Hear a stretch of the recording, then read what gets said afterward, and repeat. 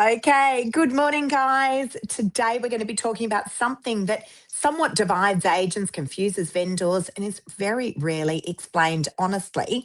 Co-agents, conjunction agents, often they're positioned as collaboration, they're sold as more exposure, and they're usually framed as in the vendor's best interest. But are they? Stay tuned.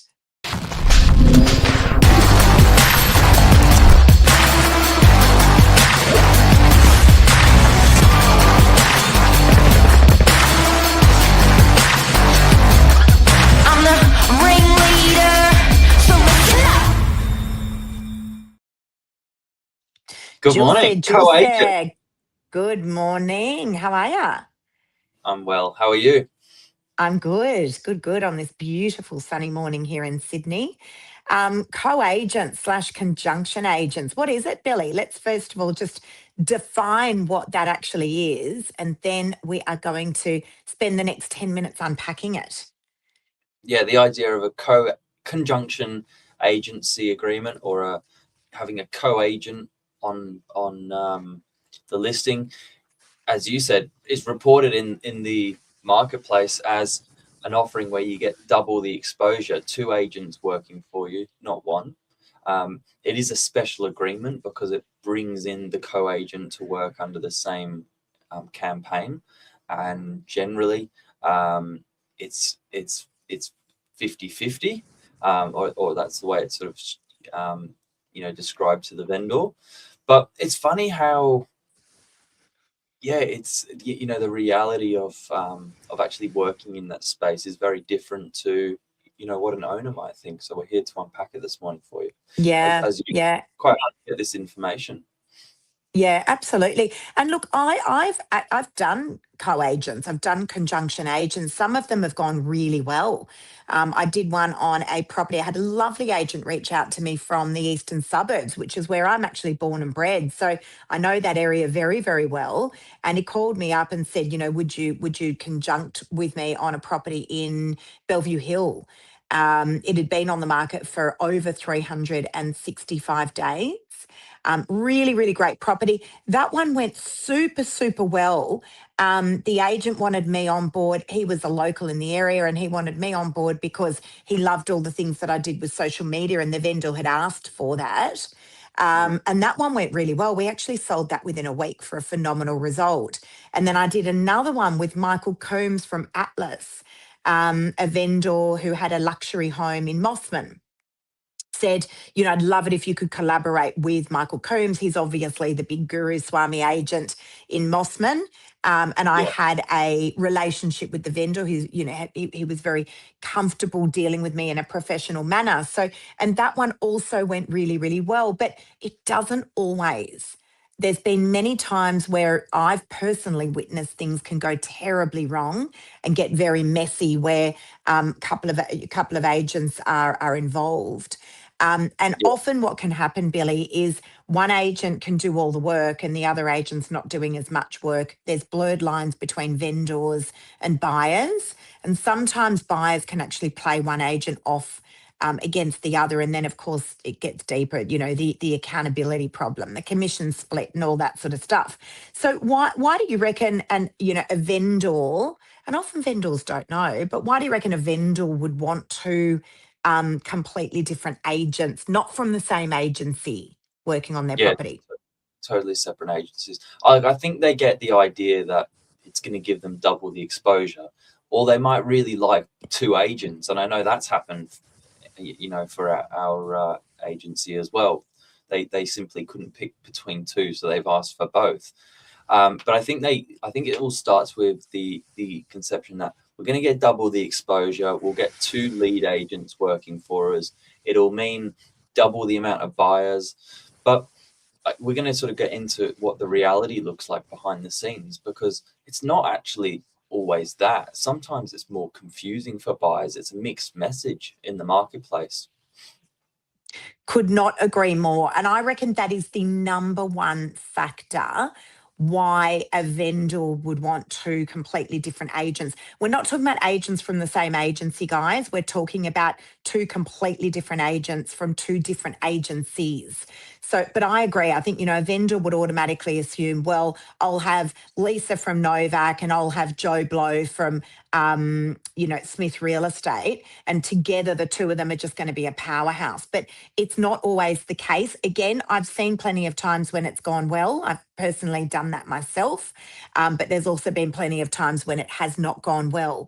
And at the end of the day, as real estate agents, we are there to act in the best interests of the vendor. I had a vendor reach out to me a couple of weeks ago asking if I would co-agent. Actually, I've had it happen twice in the last couple of weeks.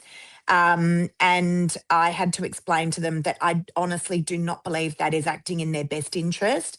I asked them why, and it was exactly what you mentioned, Billy, about the buyer exposure. Oh, they've got a big expat buyer pool and Chinese buyer pool and, whatever it may have been. And I just said, look, I'm really, really sorry. It's not going to work out. That's not me acting in your best interest.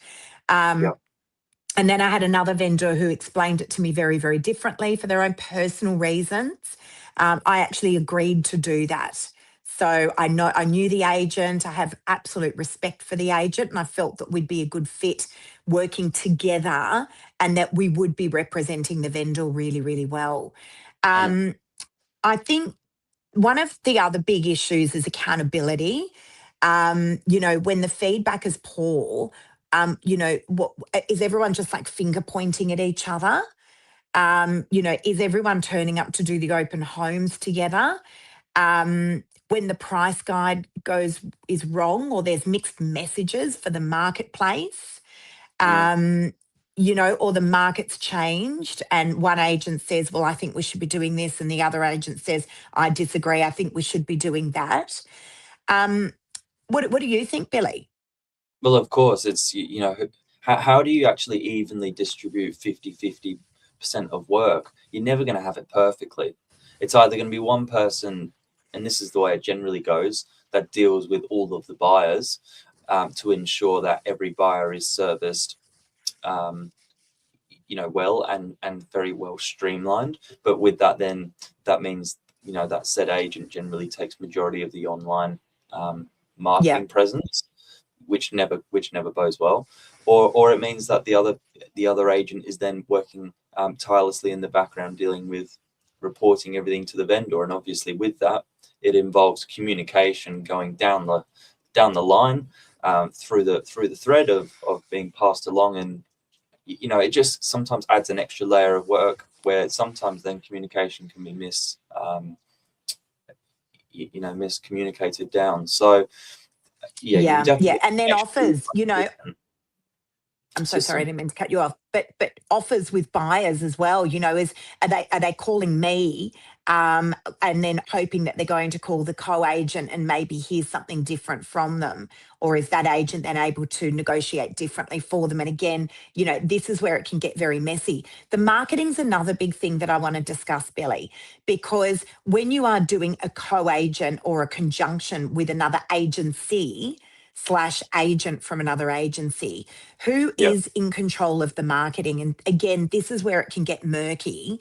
And, it's always coming back to, are we acting in the best interest of the vendor? How are we acting in the best interest of the vendor at every single point? So the marketing, again, the best co-agency that I did was with Atlas, Michael Coombs, on that big luxury property in Mossman. And it was awesome. Michael was wonderful to work with. In fact, I must send him this. He'll love it. But, where that worked really, really well was we just agreed that it would work best if I controlled one real estate portal, i.e. realestate.com, and Michael controlled the other real estate portal, being Domain, and that we were both dealing with those buyers equally. Because there was every opportunity that the one buyer would go to two of those real estate portals and put through the same inquiry to two different agents, maybe hoping that they were going to get two different answers. Then there was the signboard, then there was the brochures, then there was, so you better make sure that you've got a wonderful relationship that is totally transparent, and there needs to be an enormous level of trust there. But at the end of the day, you know, it's, are we acting in the best interest of the vendor?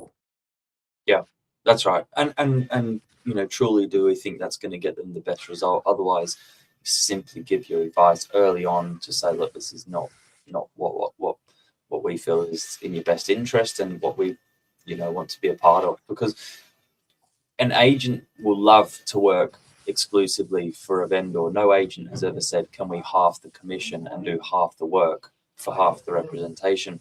Just, you know, when you've got 100% of someone for the 100% of the campaign, you know, that's often where you see a really good result, unless I think it's like an out of area agent collaboration, or someone just Yeah. bringing different set of skills in, which is totally understandable. I 100% agree. And then, of course, I had a client who asked me a couple of weeks ago, what happens there with the commission? And look, at the end of the day, that is a conversation between you and the co-agent to split the commission however you see fit. And also, of course, to have that conversation with your vendor as well. I mean, if they're getting two exceptionally experienced agents for half the price of each agent, you know, you kind of got to just shrug your shoulders and go, well, you know, is that where my time is best spent? But again, that's all, you know, that's all upon agreeing with, just, you know, agreeing with each other. But I think, you know, here's the question that really just cuts through everything. If you are, you know, selling your property, would you want two agents, or would you want one exceptional agent who fully backs themselves? Because, you know, we certainly don't need to collect a whole lot of agents to sell a property. In my opinion, the vendor just needs the right agent to represent their property. Yeah, couldn't agree more. Hope that There you covers it. go. Hopefully it does. All right, guys. Hopefully that info's helped everyone out there. Billy, have an awesome day, and You I too. look forward to seeing you and everyone else soon. Cheers, co-host. See ya. See ya. Bye.